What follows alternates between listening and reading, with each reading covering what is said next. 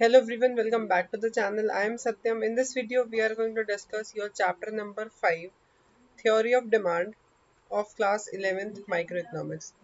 So guys, आज हम करने वाले हैं आपका चैप्टर नंबर 5th जिसका नाम है डिमांड। बहुत ही प्यारा सा, बहुत ही अच्छा सा, एक मस्त सा चैप्टर है। मेरा फेवरेट चैप्टर है, बहुत बहुत बहुत अच्छा चैप्टर है। डिमांड एंड सप्लाई, ये दो इतने अच्छे चैप्टर हैं कि आपको मज़ा ही आ जाएगा पढ़ के। ये दो चैनल कह सॉरी, ये दोनों चैप्टर कह लो बेस है आपकी 11th के। बिकॉज मतलब एक तो इजी भी है एंड बेस भी है, तो बहुत क्वेश्चंस भी इसमें से बहुत अच्छे अच्छे आते हैं एंड ज़्यादा आते हैं। सो देखते हैं क्वेश्चन चैप्टर को एंड शुरू करते हैं। सो गाइस, अब सबसे पहले मैं आपको बताना चाहता हूँ कि व्हाट इज डिमांड। सो अब ये सोचो, आपको इकोनॉमिक्स नहीं आती, आप इकोनॉमिक्स नहीं पढ़ते, ये आपकी सच्चाई नहीं बता रहा, मैं आपसे वैसे बोल रहा हूँ कि आप इकोनॉमिक्स नहीं पढ़ते हो। ठीक है, तो डिमांड अगर मैं आपसे पूछूं दैट, अगर you are not a student of economics, आप ऐसे मान के चलो, मैं आपसे पूछ रहा हूँ कि what is demand according to you. Normally मैं कोई बंदा है, मैं उससे पूछ रहा हूँ, आप बताओ मेरे को डिमांड क्या होती है, तो आप क्या क्या होगे। ये क्या होगा कि डिमांड क्या है कि कोई भी पर्टिकुलर कमोडिटी को पर्टिकुलर कमोडिटी में खरीदना चाहता हूँ at a particular price, that is my demand. वो मेरी डिमांड होगी कमोडिटी की। सो डिमांड, अगर मैं नॉर्मली डिमांड बोलूँ कि हर एक की भाषा में जो हर कोई ये बोलेगा, डिमांड वो ये हो जाएगी क्या, कि कोई भी गुड, कोई भी क्वांटिटी ऑफ अ गुड, कोई भी कंज्यूमर, कंज्यूमर यहाँ पर अपने आप को मान के चलो कि मैं हूँ, मैं particular quantity of a good खरीद रहा हूँ, मैं तैयार हूँ खरीदने को at a particular price at a period of time, that is demand. समझे, क्लियर हुआ इतना। ठीक है, ये चीज तो बेस था डिमांड क्या होती है। अब इसमें आता है कि what are the four essential components of demand. तो ये चार कंपोनेंट्स हैं, बहुत बहुत बहुत एसेंशियल है डिमांड के लिए, और एक भी मिस करोगे तो मार्क्स कटेगा। Quantity of a good, price of a good, willingness to buy given period of time. ये चार चीजें आपकी डिमांड के अंदर मेंशन होनी जरूरी है। पहली चीज गुड की क्वांटिटी, दूसरी चीज गुड का प्राइस, तीसरी चीज वो जो हमारा कंज्यूमर है, यानी मैं हूँ, मैं विलिंगनेस हूँ खरीदने के लिए, मैं चाहता हूँ खरीदना कि एट अ पर्टिकुलर टाइम। ठीक है, ये तो डिमांड था। हमने जो पढ़ना that is quantity demanded. Quantity demanded और डिमांड में क्या डिफरेंस होता है, हम पहले वो समझते हैं। देखो भाई, क्वांटिटी डिमांडेड क्या होता है, it refers to the that the consumer is willing to buy the particular quantity of a good as a particular price during a given period of time, and then it's said to be quantity demanded for consumer commodity। Quantity demanded क्या है कि कोई भी consumer एक particular quantity of good खरीदना चाहता है at a particular price एक पीरियड ऑफ टाइम के अंदर, उसको मैं बोलूंगा क्वांटिटी डिमांडेड। कि कोई भी कंज्यूमर है वो एक पर्टिकुलर टाइम के अंदर एक पर्टिकुलर क्वांटिटी ऑफ गुड खरीदना चाहता है। एग्जाम्पल, जैसे कंज्यूमर है वो 5 यूनिट्स लेता है किसी गुड की at a price of ₹10 during a given period of time, this is quantity demanded. कि भाई कंज्यूमर है वो 5 यूनिट, 5 आलू ले रहा है, चलो 5 आलू ले रहा है 10 रुपए में, तो ये क्या ले रहा है, एक कंज्यूमर इतनी गुड्स की यूनिट ले रहा है at a particular price at a given period of time. देखो अब इसमें चार चीजें कवर हो रही हैं, जब तो डिमांड हो रही है, willingness, price, quantity and period of time. ठीक है, अब समझो डिमांड क्या होता है। देखो, when the consumer is willing to buy the different quantities of a good at different prices during a given period of time, then I can say it is demand। I can say when the consumer is willing to buy different quantities, जब हमारा consumer तैयार होता है अलग अलग quantities, अलग अलग सामान खरीदने के लिए अलग अलग प्राइसेस पे, उसको मैं कह दूंगा डिमांड। ठीक है, तो डिफरेंस समझ आया। क्वांटिटी डिमांडेड कि एक पर्टिकुलर कमोडिटी पे एक पर्टिकुलर प्राइस भरने पे हमारा कंज्यूमर सामान खरीदता है, उसकी क्वांटिटी डिमांडेड। डिमांड हो जाएगी कि डिफरेंट क्वांटिटीज पे, डिफरेंट क्वांटिटी ऑफ गुड्स पे, डिफरेंट प्राइसेस पे हमारा कंज्यूमर एक पीरियड ऑफ टाइम के अंदर क्या सामान लेता है। जैसे when the consumer buy 10 units as 5 and 8 5 rupees and 8 units 6 and 6 units rupees 7, तो ये अलग अलग क्वांटिटी पे अलग अलग प्राइस पे कर रहे हैं, that is said to be demand of a commodity. यहाँ पर डिफरेंस ढंग से समझना, क्वांटिटी डिमांडेड और डिमांडेड का। ठीक है, नहीं समझ आया तो थोड़ा सा बैक करके फिर समझ लो। अब आता है मोस्ट इम्पॉर्टेंट क्वेश्चन जो आपका एग्जाम्स में आता है, व्हाट इज डिमांड फंक्शन। तो डिमांड फंक्शन क्या होता है, it refers to the functional relationship between the demand of a commodity with the factor affecting the demand of a commodity. Basically क्या है ये हमारा जो हमारा क्वांटिटी डिमांडेड होता है उसका फंक्शनल रिलेशनशिप बताता है उनके फैक्टर के साथ। जो इनके फैक्टर्स कौन से होते हैं, प्राइस ऑफ, अभी हम सारे पढ़ेंगे, price of a commodity, income, price of related goods, it's क्या है ये, it is taste and preferences, यहाँ थोड़ा आपको विजिबल नहीं होगा, टेस्ट एंड प्रेफरेंसेस, ये P and E is expectations, price of related goods, ठीक है। इससे पहले फैक्टर्स बताऊं मैं आपको, उससे पहले मैं आपको एक चीज क्लियर कर दूं ताकि आपको कंफ्यूजन ना हो बाद में, ये बाद में पढ़ेंगे, पहले आपको पढ़ाते हैं हम दो टाइप के, क्वांटिटेटिव डिमांडेड। हम्म आपने अभी तक पढ़ा demand and demand, quantity demanded. अब हमारे पास दो टाइप के डिमांड फंक्शंस होते हैं, एक इंडिविजुअल डिमांड फंक्शन एंड एक होता है हमारे पास मार्केट डिमांड फंक्शन।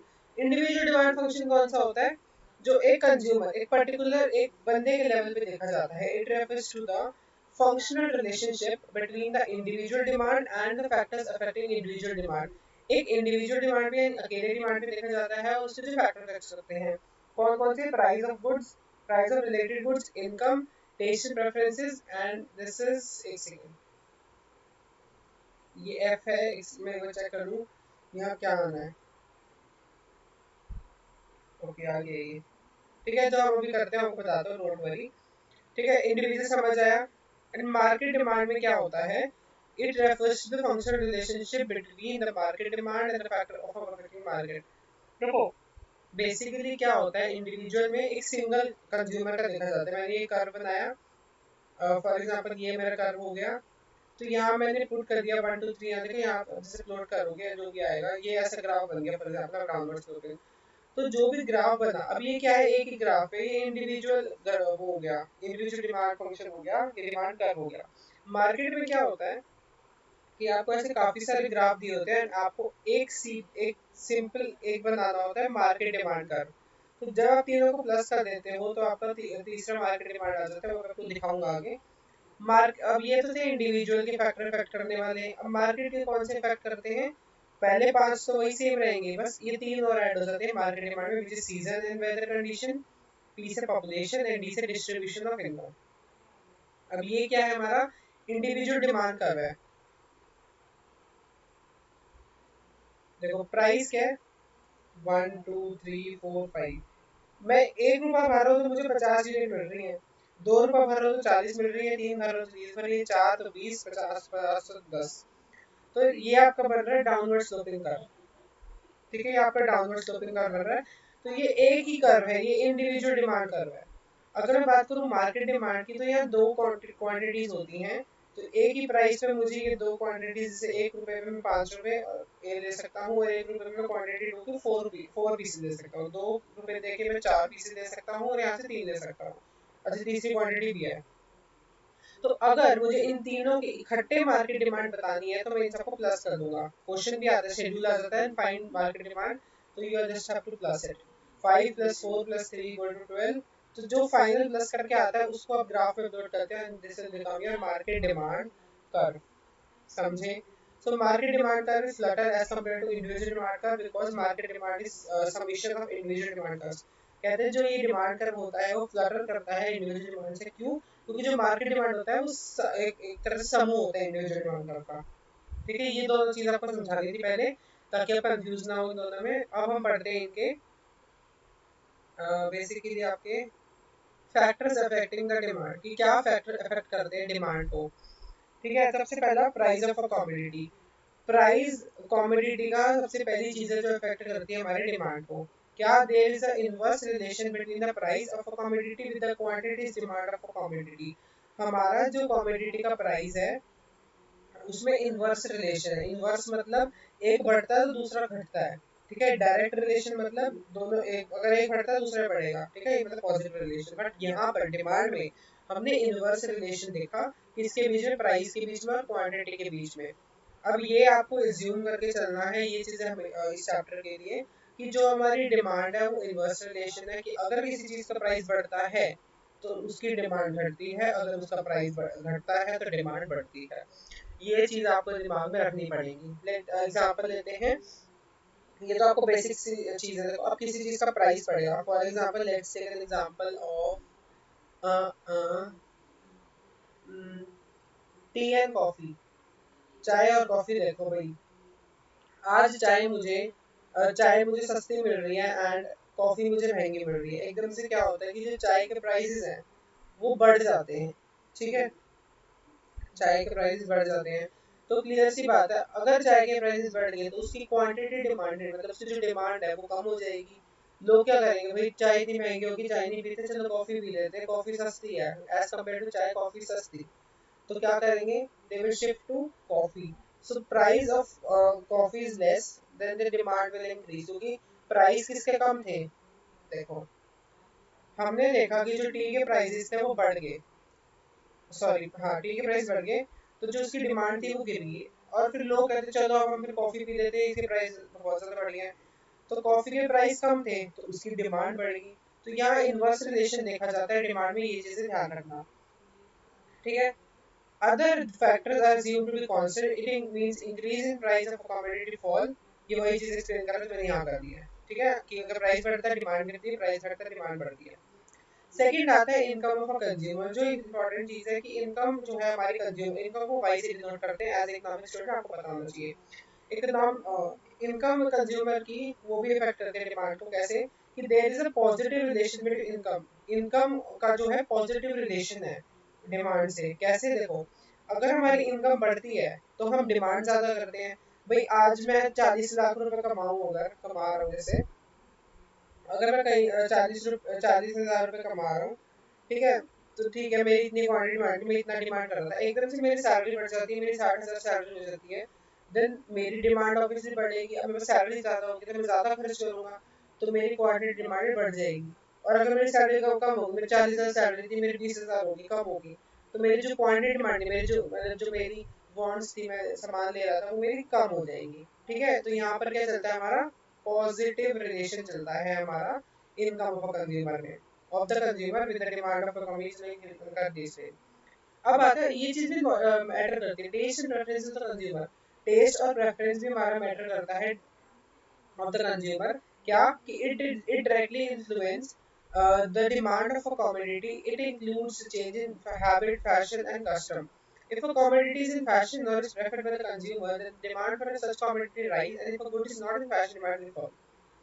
बोलना क्या चाह रहे हो बेसिकली, वो कह रहे हैं कि अगर मतलब टेस्ट एंड प्रेफरेंस में क्या है कि आज भी देखो, आज कोई चीज फैशन में है, कोई चीज मतलब चल रही ट्रेंड ट्रेंड में है बेसिकली। आज एक मैंने शर्ट लिया, आज वो ट्रेंड में है, ठीक है, तो उसकी डिमांड बढ़ जाएगी। बट अगर थोड़े दिन बाद उसकी जो ट्रेंड है वो गिर जाता है, उसकी मतलब फैशन चला जाता है, तो उसकी जो डिमांड है वो गिर जाएगी। तो जो हमारी डिमांड है वो टेस्ट और प्रेफरेंसेस पे भी अफेक्ट करती है। कैसे, क्योंकि देखो, अब आज कोई चीज अगर फैशन में है, कल नहीं होगी, तो ऐसे चलता रहता है। तो अगर आज है तो उसकी डिमांड बढ़ेगी, कल नहीं है तो उसकी डिमांड घट जाएगी। बेसिकली टेस्ट और प्रेफरेंसेस अफेक्ट करते हैं।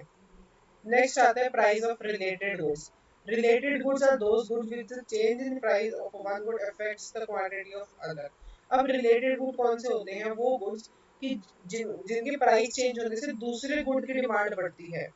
कि अगर किसी चीज के प्राइस बढ़ रहे हैं या फिर घट रहे हैं, तो कोई और गुड की जो क्वांटिटी डिमांडेड है वो बढ़ती है या घटती है। क्वांटिटी डिमांड को क्यूडी लिखते हैं, ठीक है। अब क्या होता है, देखो यहाँ से आपको इतना मस्त एग्जांपल मिल गया जो मैंने ऊपर दिया था, which is T and coffee.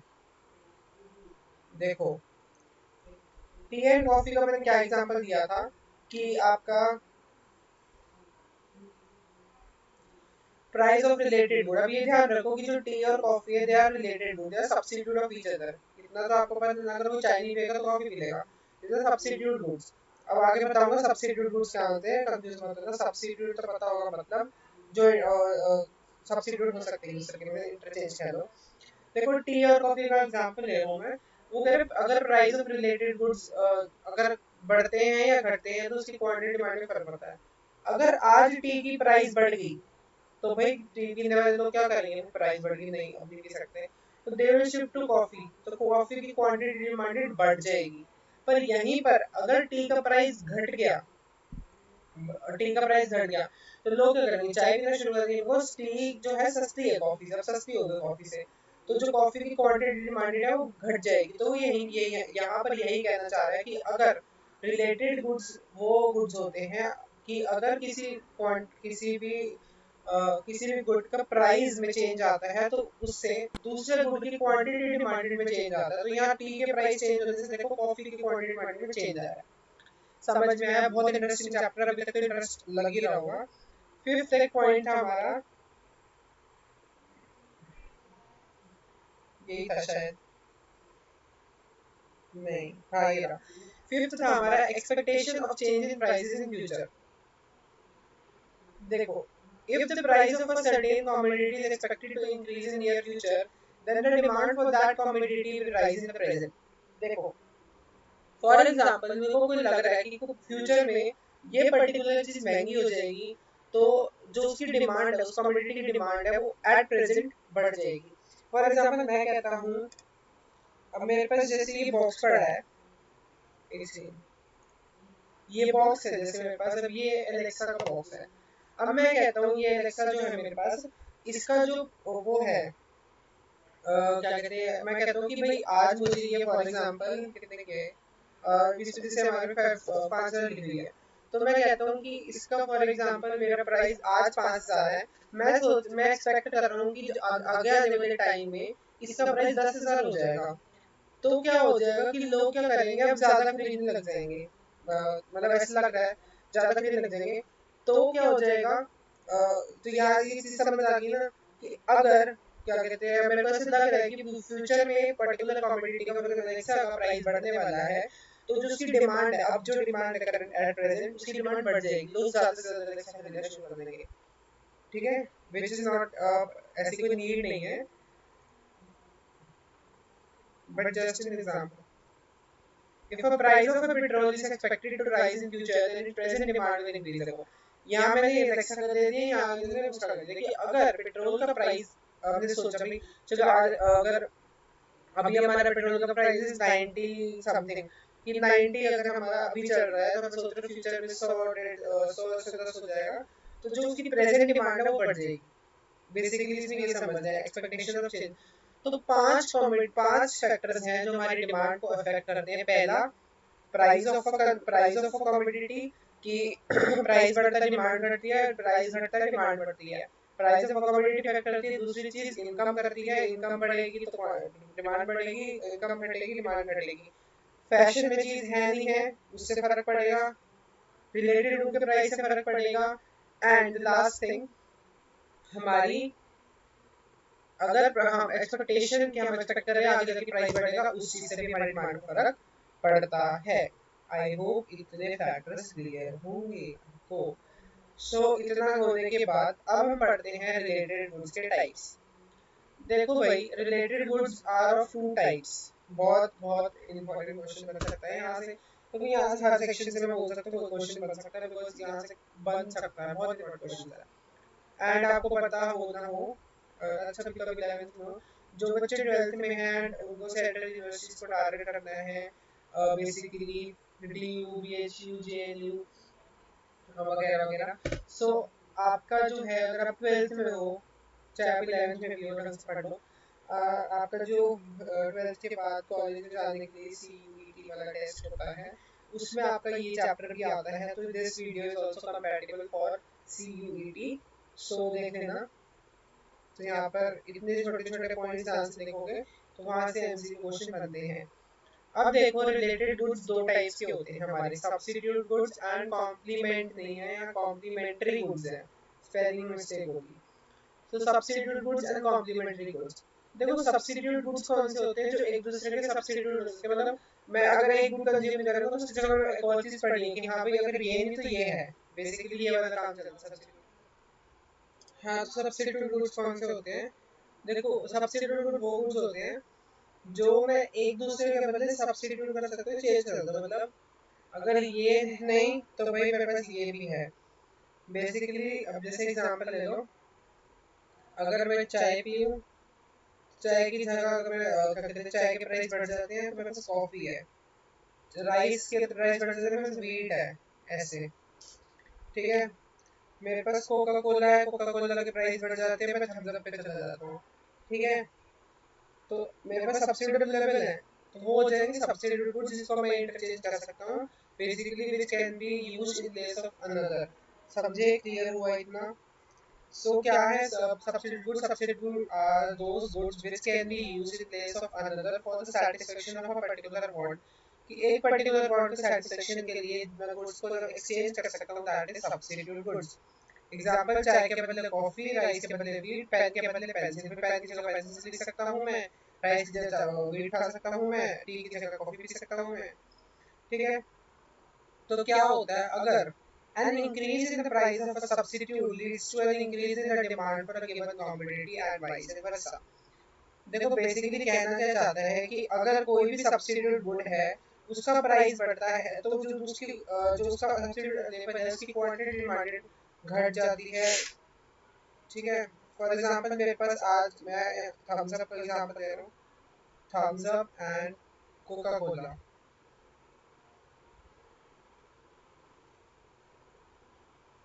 आज कोका कोला की प्राइस बढ़ गई, मैं नहीं पीता कोका कोला, सस्ती थम्स अप में थम्स अप पी लूंगा, तो थम्स अप की क्वांटिटी डिमांडेड बढ़ जाएगी।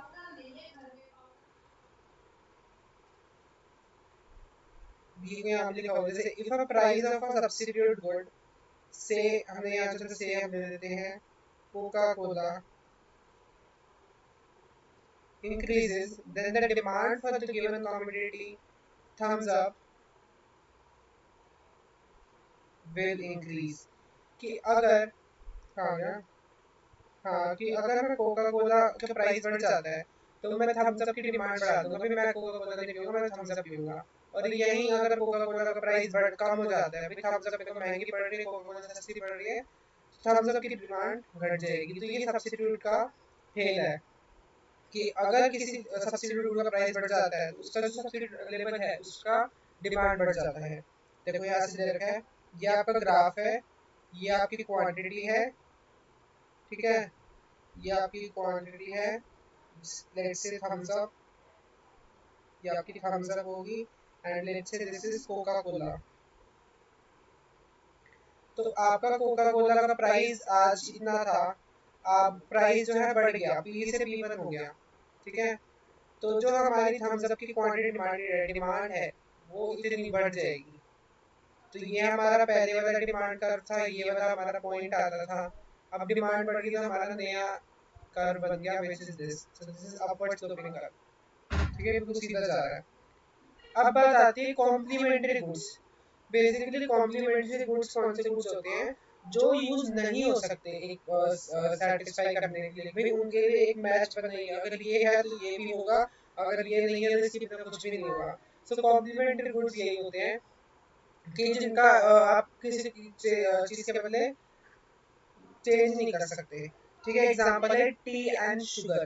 चाय के अंदर चीनी जब डालोगे ना, बिना चीनी डाले तो चाय पियोगे नहीं, तो they are complementary of each other. समझे?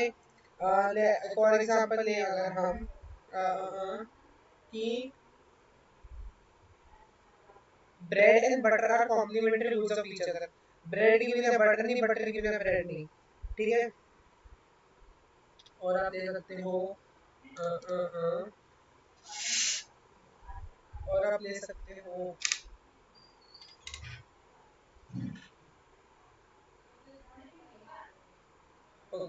सो मेरे दिमाग में भी नहीं आ रहा, खुद में वो कमेंट करके बताओ कॉम्प्लीमेंट्री गुड्स के example. So complementary goods are those goods which are used together to satisfy a particular want। एक particular want को satisfy करने के लिए complementary good use होते हैं and they वो exchange नहीं हो सकते एक दूसरे के बदले। ठीक है, जैसे टी और sugar. An increase in the price of a complementary good leads to decrease in the demand for the given commodity। अगर कोई भी complementary good का प्राइस बढ़ता है तो उसकी जो साथ वाला गुड है उसकी डिमांड है वो डिक्रीज होगी। क्लियर सी बात है। कॉम्प्लीमेंट्री उल्टा होता है कि अगर फॉर एग्जांपल चाय पत्ती है, ठीक है, टी चाय पत्ती जो है उसकी प्राइस बढ़ जाती है और चीनी की जो डिमांड है फिर वो गिर जाएगी। क्यों? क्योंकि ये दोनों कॉम्प्लीमेंट्री है। देखो, अब चाय की डिमांड बढ़ गई, चाय का प्राइस बढ़ गया, तो कोई चाय खरीद नहीं रहा, चाय नहीं खरीद रहा तो ऑब्वियसली चीनी, उसमें चीनी यूज होती थी, चीनी यूज नहीं होगी तो उसकी जो डिमांड है वो गिर जाएगी। ठीक है, if a price of a complementary goods से शुगर, हमने शुगर मान लिया, उसका बढ़ जाता है तो जो डिमांड है टी की वो गिर जाएगी। ठीक है, क्योंकि it will be costlier to use both together, so demand for the given commodity inversely affected by the change in price of a complementary goods। समझे कि अगर ये मेरा प्राइस है, आज मेरा प्राइस इतना था, मेरे शुगर का प्राइस बढ़ गया, तो क्या होगा, जो क्वांटिटी है, ये मेरा पहले वाला प्राइस था, उसकी क्वांटिटी कम हो जाएगी, तो ये क्या हो जाएगा, it is downward sloping curve. ठीक है, समझे? अब इतना आपने समझ लिया। अब हम आगे आते हैं most most most important topic which is law of demand. Law of demand क्या होता है? सो लॉ ऑफ डिमांड क्या होता है? मेरे लिए तो लॉ ऑफ डिमांड कुछ नहीं है, मैंने आपको स्टार्टिंग में बताया ना, वही लॉ ऑफ डिमांड है। क्या कि अगर किसी चीज का प्राइस बढ़ता है, अगर किसी चीज का प्राइस बढ़ता है तो उसकी क्वांटिटी घटती है, अगर किसी का प्राइस घटता है तो क्वांटिटी डिमांडेड बढ़ती है। ये आपका लॉ ऑफ डिमांड है बस। अब एक बार हम बुक की भाषा में देख लेते हैं, एंड आपको मैंने ये दस बार बता रखा है कि आपके नॉलेज, सॉरी आपके नॉलेज से बता रहा हूँ कि हम मेरा जो कंटेंट होता है वो प्योरली बेस्ड ऑन टीआरजेन होता है, आपको मैं बता दूं। लेकिन लेकिन मैं आपका एक भी टॉपिक नहीं छोड़ता, एक एक टॉपिक कराता हूँ। पर ये ध्यान रखना, आप अगर ये सोच के आ रहे हो कि मैं एनसीईआरटी के टॉपिक्स तो हैं ही हैं इसमें, कि मैं संदीप गर्ग से करा रहा हूँ, करा रहा हूँ, मैं बता देता हूँ ये टीआरजेन से है। पूरा का पूरा जितना भी मेरा सिलेबस है, चाहे वो 11th का हो, चाहे वो 12th का हो, चाहे वो कोई भी बुक हो, केवीएन हो, स्टैट्स हो, मैक्रो हो, माइक्रो हो, मेरा सारा का सारा कंटेंट टीआरजेन से लिया गया है। तो अपना देख लेना, पहले बता रहा हूँ कि अगर आपको कोई और बुक से देखना, बाकी टॉपिक्स में सारे कवर करा रहा हूँ, ऐसा कुछ नहीं है। एंड देखोगे तो जो मैं यूट्यूब पे जैसे डालता हूँ चैप्टर नेम वगैरह, तो वो मैं टीआरजेन के अकॉर्डिंग लिस्ट करता हूँ। आप फिर उस हिसाब से टॉपिक सर्च करोगे तो आपकी मेरी वीडियो मिल जाएगी आपको। और जैसे आपको डिमांड पढ़नी है तो डिमांड में सत्यम गुलाटी, या फिर आपको पढ़ने हैं कंज्यूमर इक्विलिब्रियम में सत्यम गुलाटी, तो सर्च करोगे तो आ जाएगा, ऐसा कोई इशू नहीं है। फिर लॉ ऑफ डिमांड क्या स्टेट करता है? देखो, the law of demand explain the inverse relation between the price of a commodity and assuming the other factor remains constant. According to law of demand, other things being equal, there is an inverse relation with the price of commodity, demand for commodity, with the increase in price of a commodity, quantity fall, and with the decrease in the price of a commodity, quantity increases। Law of demand का जो है inverse relation है, inverse relation का मतलब है कि अगर price बढ़ता है तो जो उसकी क्वांटिटी डिमांडेड है वो गिरती है, एंड प्राइस घटता है तो जो उसकी क्वांटिटी डिमांडेड है वो बढ़ती है। ये आपका डेमोस्ट्रेट करता है। अब यहाँ देखो प्राइस क्या है, 10 20 30 40, तो जो प्राइस है हमारा इंक्रीज कर रहा है, तो as law of demand as inverse relation, तो जो क्वांटिटी डिमांडेड है वो गिरेगी। सो 50 40 30 तो देखो कम हो रही है, तो प्राइस बढ़ रहा है तो क्वांटिटी डिमांड घट रही है। तो ये जो कर्व होता है, याद बता दो आपको, जो ये बेसिक बेसिक याद रखने की चीजें हैं कि जो हमारा डिमांड कर्व होता है वो डाउनवर्ड स्लोपिंग कर्व होता है। ठीक है, ये वीडियो लंबी हो सकती है, मैं बता रहा हूँ। अभी हम 8 स्लाइड पहुंचे हैं, अभी टाइम लगेगा। ठीक है, डाउनवर्ड स्लोपिंग कर्व होता है ये, देखो डाउनवर्ड स्लोपिंग है ना ये। अब देखो, अब क्या क्या इसमें कंडीशंस आती है, मतलब कि अगर क्वांटिटी डिमांड में चेंज आएगा और डिमांड में चेंज आएगा तो क्या होगा। देखो, it represent by the movement along demand curve, and this is because change in demand is caused by change in price. ये सब बकवास छोड़ो, मैं बताता हूँ। देखो, उसने बोला कि अगर हमारी जो क्वांटिटी डिमांडेड है या फिर हमारा जो डिमांड में चेंज है, अगर वो आता है तो किस वजह से आता है, वो दो चीजों की वजह से आता है। हमारे जो डिमांड करने वाला हमें पता कैसे चलता है, कैसे पता चलेगा, अगर हमारी डिमांड में चेंज हो रहा है या फिर हमारी डिमांड में कोई मूवमेंट हो रही है। और वो हम दो चीजों से पता लगाते हैं, उसकी दो टाइप्स होती है, एक तो एक्सटेंशन और एक कॉन्ट्रैक्शन। ठीक है, नाम से समझ हो रहा है, एक्सटेंशन यानी एक्सटेंड होना, एक्सटेंशन मतलब बढ़ना, कॉन्ट्रैक्शन मतलब ऐसे इकट्ठा होने, यानी कॉन्ट्रैक्ट करना। तो ये नाम से समझ आ रहा है। देखो, एक्सटेंशन क्या होती है, it refers to rise the demand of a commodity due to fall in price assuming other factor remain constant। ये वर्ड बहुत इंपॉर्टेंट है, remain other factor constant। अगर आपने ये मिस कर दिया तो लिखना, ये चाहे लॉ ऑफ डिमांड की डेफिनेशन हो, इसकी डेफिनेशन हो, आपका आधा एक नंबर पक्का यहाँ से गया। It is shown by the movement from an upper point of lower point, ये सब मैं बता था। देखो, एक्सटेंशन क्या होती है कि जब हमारी डिमांड में इंक्रीज आती है, राइज आती है, जब हमारी डिमांड बढ़ती है किसकी वजह से हमारी जो क्वांटिटी डिमांड है हमारी जब बढ़ती है, किसकी वजह से हमारा प्राइस गिरता है, उसको मैं कहूँगा एक्सटेंशन। जब डिमांड बढ़ेगी तो एक्सटेंड हो रही है, जब डिमांड घटेगी तो कॉन्ट्रैक्ट हो रही है। ठीक है, देखो प्राइस हमारा 10 से 5 हो गया, यानी प्राइस हमारा कम हो गया, पर क्वांटिटी 4 से 6 होगी, यानी बढ़ गई हमारी क्वांटिटी।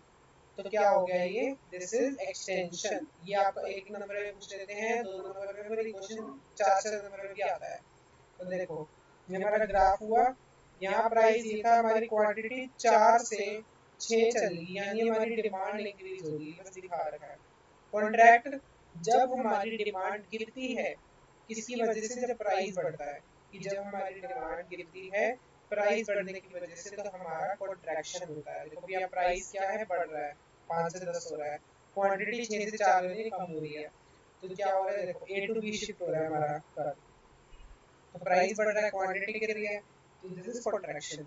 अब आता है चेंज इन डिमांड। हमने क्या पढ़ा था, ये जो था आपका, ये था आपका change in quantity demand and change in demand. तो ये था आपका चेंज इन क्वांटिटी डिमांड, ये एक्सटेंशन कॉन्ट्रैक्शन जो पढ़ा आपने, एक सेकेंड, ये था आपका चेंज इन डिमांड।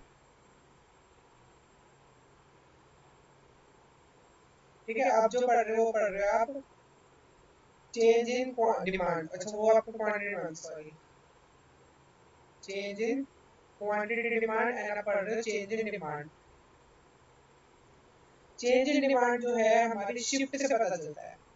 अब ये दोनों चीज तो आपको ध्यान रखनी पड़ेगी, कि अगर एक्सटेंशन और कंट्रैक्शन की बात कर रहा हूँ तो दैट इज मूवमेंट,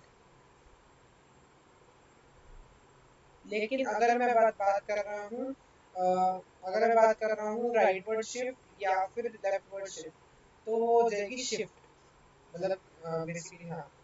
जब आपकी बात हो रही है इंक्रीज डिक्रीज या फिर राइटवर्ड शिफ्ट लेफ्टवर्ड शिफ्ट की, तब आपका यूज होगी शिफ्ट, एक्सटेंशन कंट्रैक्शन में मूवमेंट। ठीक है, तो कब होता है, देखो it is represented by the shift of a demand curve, it is caused by the change in other factors other than the price of a commodity change in demand। देखो ये कब होता है, जब हमारे अदर फैक्टर्स चेंज होते हैं price को छोड़ के। तो हमारी दो टाइप्स की शिफ्ट होती है, एक तो राइटवर्ड शिफ्ट, एक है लेफ्टवर्ड शिफ्ट। ठीक है, राइटवर्ड शिफ्ट कब होती है, जब हमारी डिमांड इंक्रीज करती है और हमारा प्राइस फॉल करता है। लेफ्ट वर्ड कब होती है, हमारी जब डिमांड डिक्रीज करती है और प्राइस फॉल करता है। अगर आगे दे रखा होगा तो ठीक है, नहीं तो मैं आपको ऐसे ही बता देता हूँ, नहीं दे रखा ओके। सो देखो भाई, मेरी आ जाए, आ जाए,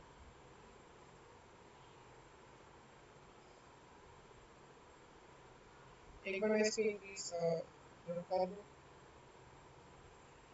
देखो भाई ये ग्राफ है मेरे पास,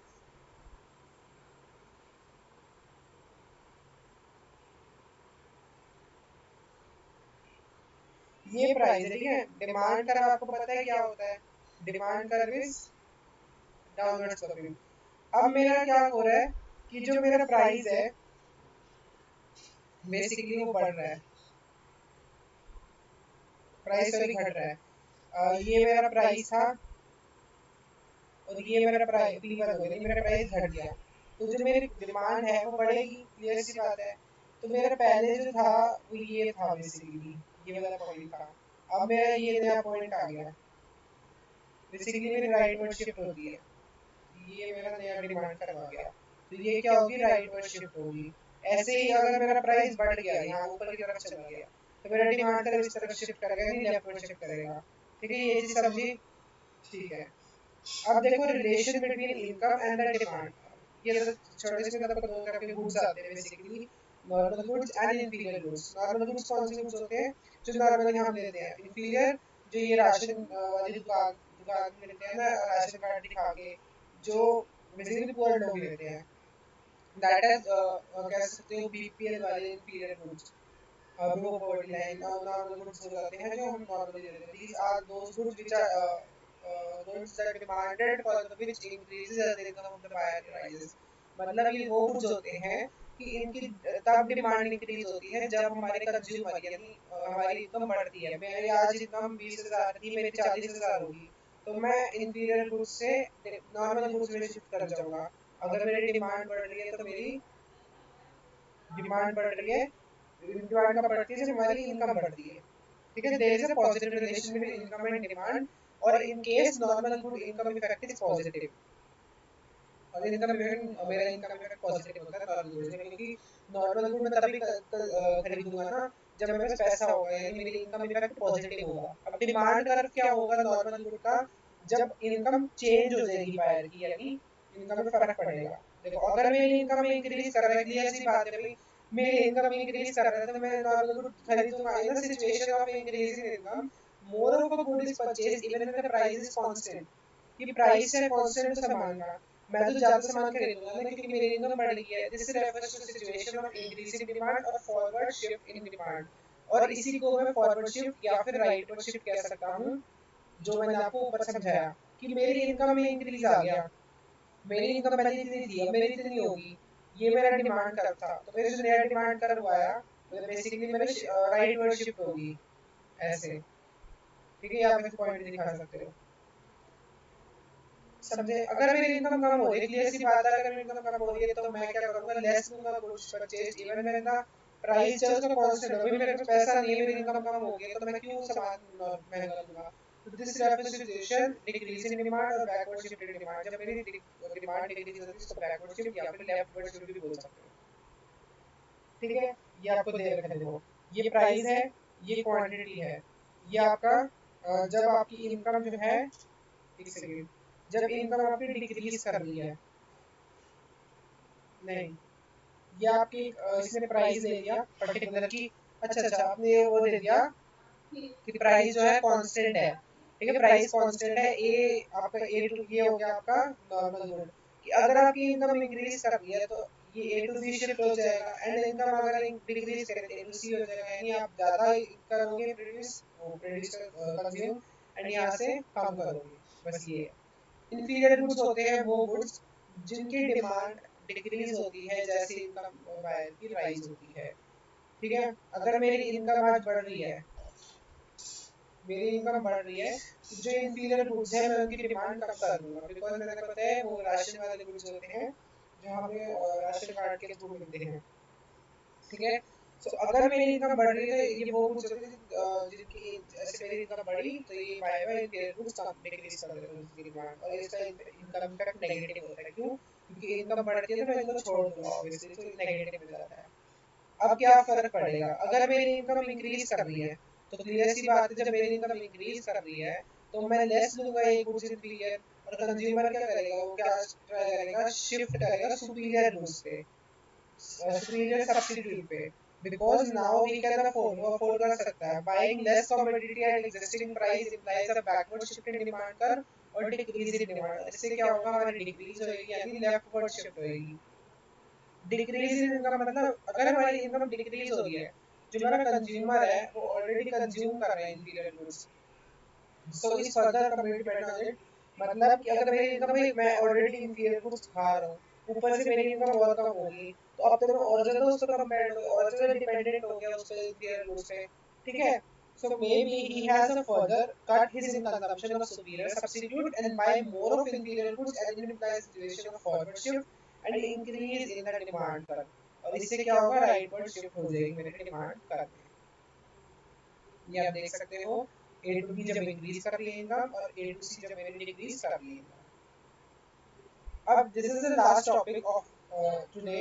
सो इससे पहले मैं आपको एक और चीज बताना चाहूंगा कि कुछ एक्सेप्शंस हैं, चलो लास्ट में बताऊंगा बुक में से, एक्सेप्शंस हैं कुछ, कि जहां पर हमारा जो लॉ ऑफ डिमांड है वो फेल करता है, जो इसमें नोट्स में मेंशन नहीं थी, इसमें अलग से बता रहा हूँ। लॉ ऑफ डिमांड फेल करता है, जहां पर काम नहीं करता। सो पहली चीज तो है गिवन गुड्स, वो आपको बताऊंगा मैं क्या होते हैं। Second is necessities. Third is article 5। चलो मैं थर्ड और फोर्थ बताता हूँ, पहले आप ये देखो। अब ये है impact on the taste and preferences demand of community, कि टेस्ट और प्रेफरेंसेस से डिमांड पे क्या फर्क आएगा भाई। पहली चीज इंडिविजुअल लाइक्स एंड डिसलाइक, एक सेकेंड, हमने ऊपर फैक्टर्स अफेक्टिंग डिमांड वाले करे थे, हमने फैक्टर्स अफेक्टिंग करे, लेकिन हमने शायद वो नहीं करे जो एक्स्ट्रा थे, ये रहे।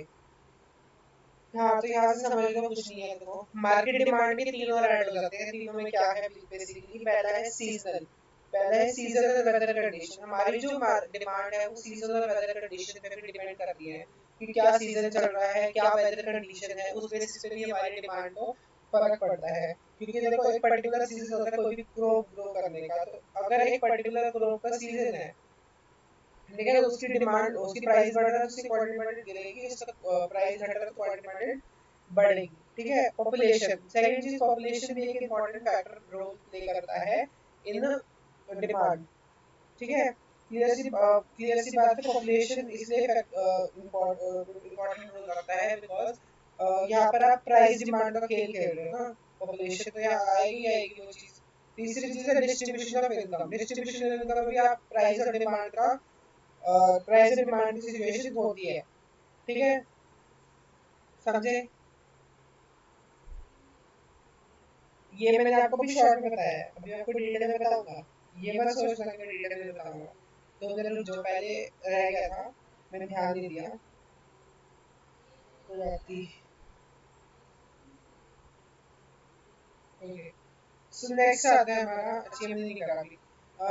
पहली चीज होती है कि इंडिविजुअल की लाइक्स और डिसलाइक्स से भी डिमांड में फर्क पड़ता है। क्या कि you tends to buy more और less of a commodity simply because your likes and dislikes tends to change. में हमारी आज मेरे को ये पसंद है, कल मेरे को कुछ और पसंद आ जाएगा। तो ये हमारी लाइक्स और डिसलाइक्स चेंज होती रहती है, तो इससे क्या होगा, डिमांड में चेंज आता रहता है, इसलिए इंडिविजुअल लाइक्स एंड डिसलाइक भी डिमांड के लिए मैटर करती है। दूसरी चीज, ट्रेंड इन फैशन, कि आप इन्फ्लुएंस हो गए इमर्जिंग ट्रेंड से कि भाई आजकल ये ट्रेंड चल रहा है, आजकल ये फैशन चल रहा है, तो आपको बेसिकली ट्रेंडी रहना है, तो उसके लिए आप एक प्रेफर करोगे कॉम्पिटिटिवली। तो डिमांड तो इफेक्ट होगी ना। आज आपको एक चीज पसंद आ रही है, आज फॉर एग्जांपल आज हुडी बेसिकली उसमें है, ट्रेंड में सारे हुडी ले लो, उसकी डिमांड बढ़ रही है। ठीक है, उसका प्राइस बढ़ रहा है, उसकी डिमांड फिर धीरे धीरे कम होती जाएगी। एकदम से उसका ट्रेंड खत्म हो गया, उसकी डिमांड खत्म, गया ट्रेंड इन फैशन। तो डिमांड इस पे भी करती है कि जो ट्रेंड चल रहा है उस पे। Climatic environment, your taste and preferences tends to change with the change in climatic environment. हमारे जो टेस्ट एंड प्रेफरेंसेस है वो तब भी चेंज होंगे, डिमांड और वो तब भी चेंज होते हैं जब हमारे क्लाइमेटिक एनवायरनमेंट में चेंज आता है। क्लियर? अब हमारे दो टॉपिक रह गए, exceptions of law of demand and that market demand वाला जो तीन रह गए, वो अपन करते हैं, then let's finish this session। हाँ जी। देखो भाई, एक्सेप्शन क्या है आपकी लॉ ऑफ डिमांड की। एक तो मैंने आपको बता दिया गिवन गुड्स एंड नेसेसिटीज, और आपकी है articles of distinctions, articles of distinctions,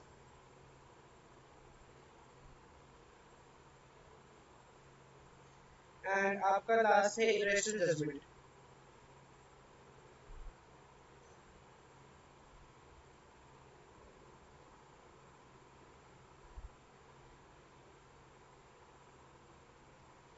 ये चार चीजें हैं। तो सबसे पहले आते हैं हमारे gift in goods. Gift in goods कौन से होते हैं? सस्ते गुड्स, यानी जो लो प्राइस गुड्स होते हैं, मतलब जिसकी, मतलब जो गुड्स से जैसे हम उसका कंजप्शन बढ़ाते हैं तो उसका जो प्राइस है वो भी बढ़ जाता है, तो वो गिफ्ट इन गुड्स होते हैं। तो अब फॉर एग्जांपल मैं अगर एग्जांपल इसके लिए, हम ब्रेड हो गया, राइस हो गया, तो ये ऐसी चीज़ें अगर इनका हम कंजम्पशन बढ़ाते हैं तो इनकी जो प्राइस है वो बढ़ जाता है। तो इससे क्या होता है, ये अपवर्ड स्लोपिंग कर्व बन जाता है, एंड डिमांड क्या होता है हमारा डाउनवर्ड स्लोपिंग, नेगेटिव रिलेशन होता है, बट यहाँ पर हमारा पॉजिटिव बन जाता है, जिसकी वजह से गिफ्ट इन गुड्स जो है हमारी एक्सेप्शन है लॉ ऑफ डिमांड की। नेक्स्ट आते हैं हमारे नेसेसिटीज। अब नेसेसिटीज क्या होती है, जैसे मेडिसिन वगैरह होगी, तो ये हमारी नेसेसिटीज है, इस पे लॉ ऑफ डिमांड काम ही नहीं करता कि अगर हमारी दवाइयों के प्राइस बढ़ रहे हैं तो उससे कोई क्वांटिटी डिमांड में फर्क पड़ेगा, ऐसा कुछ नहीं है। नेसेसिटीज भी एक एक्सेप्शन है लॉ ऑफ डिमांड की। जैसे कोविड के टाइम पे की इतनी महंगी महंगी दवाइयाँ बिकी थी, फिर भी उसकी कोई डिमांड पे फर्क नहीं पड़ा, तो नेसेसिटीज पे हमारा कभी भी लॉ ऑफ डिमांड काम नहीं करता।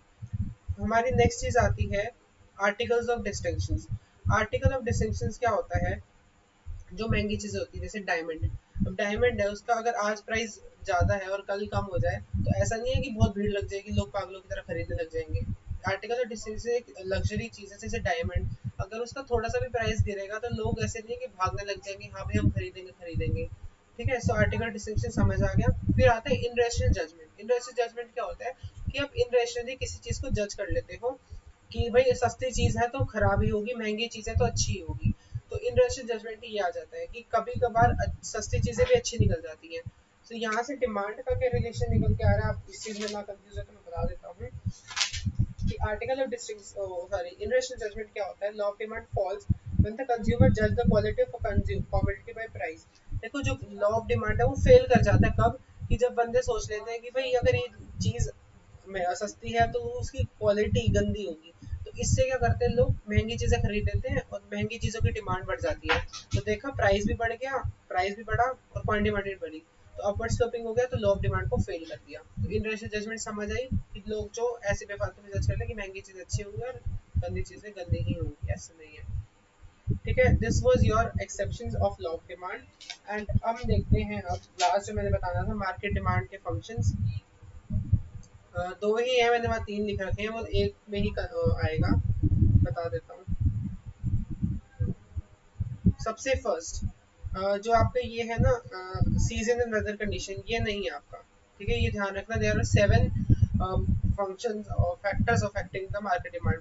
Price of a commodity, price of related good, income of a consumer, taste and preferences, exceptions seasonal नहीं है, population and distribution of income, that's it. Population का क्या रिलेशन है, पॉपुलेशन यानी नंबर ऑफ बायर्स। क्लियर सी बात है, देखो हमारी डिमांड इंक्रीज करेगी जब हमारी नंबर ऑफ बायर कमोडिटी के बढ़ेंगे। क्लियर सी बात है कि अगर हमारी ज़्यादा से ज़्यादा लोग बढ़ रहे हैं तो उसका जो डिमांड है वो इंक्रीज होगी। तो फिर हमारा नेक्स्ट आता है distribution of income. Distribution of income क्या होता है कि अगर हमारा डिस्ट्रीब्यूशन ऑफ इनकम अनइक्वल है, यानी रिचर सेक्शन रिच होता जाता है, पुअर हमारा पुअर होता जाता है, तो क्या होता है कि जो अगर अब देखो पुअर रिच जो है, अगर वो रिच हो रहा है तो वो लग्जरी की डिमांड करेगा, और पुअर गरीब हो रहा है तो लग्जरी का क्या होता है उसकी बेसिक नीड्स ही पूरी हो जाए।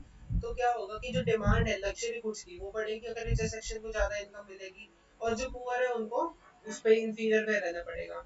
तो एक ये मार्केट डिमांड का फैक्टर है, डिस्ट्रीब्यूशन इनकम जो है इनइक्वल है, ये चीज समझे। And this was your chapter demand, theory of demand. And I hope आपको बहुत अच्छे से समझ आ गया होगा, मैंने बहुत डिटेल में आपको चैप्टर कराया। एंड आगे आने वाले टाइम इसके वन शॉट भी आएंगे जिसमें हम फटाफट से चैप्टर को खत्म भी करेंगे। अगर आप एंड टाइम पे देखोगे पेपर हो गया तो इस वीडियो को मत देखना, वन शॉट आएगी उसको देखना, बिकॉज आपको पेपर दे देना, एक वीडियो में पूरा दिन निकालना। सो मिलता हूँ आपसे नेक्स्ट वीडियो में, thank you, share subscribe and press the bell icon for more updates, and don't forget to like the video. You can follow me on the social media accounts, all the links are given in description box.